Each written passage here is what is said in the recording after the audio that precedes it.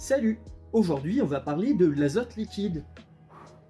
L'azote, c'est un gaz naturellement présent dans l'air qu'on va respirer. Il représente environ 78% de toute notre atmosphère. L'azote liquide, c'est le même gaz, mais qui a été extrêmement refroidi, jusque moins 196 degrés Celsius.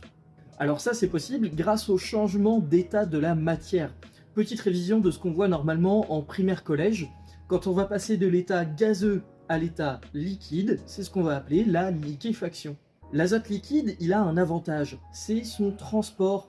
C'est beaucoup plus facile de transporter un liquide qu'un gaz qui prend beaucoup plus de place.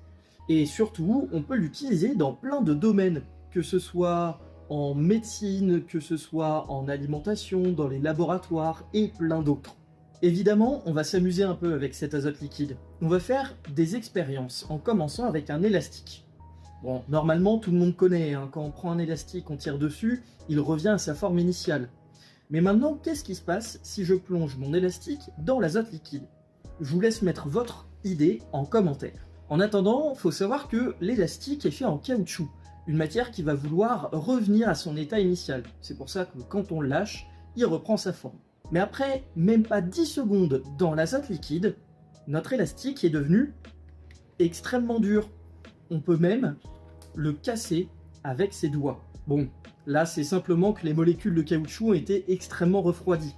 Mais si on les réchauffe un peu et qu'on attend que notre élastique revienne à température ambiante, on va pouvoir retrouver ses capacités initiales.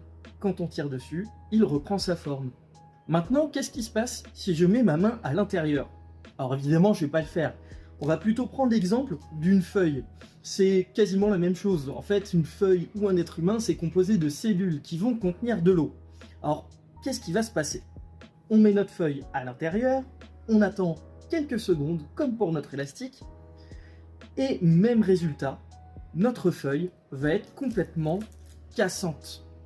Bon, évidemment, elle va pas revenir à sa forme initiale, hein. La feuille, c'est pas fait de caoutchouc. Si cette vidéo t'a plu, n'hésite pas à le mettre en commentaire, à partager la vidéo, à la liker, à t'abonner, comme d'habitude, et on se retrouve pour plus de contenu scientifique. Salut!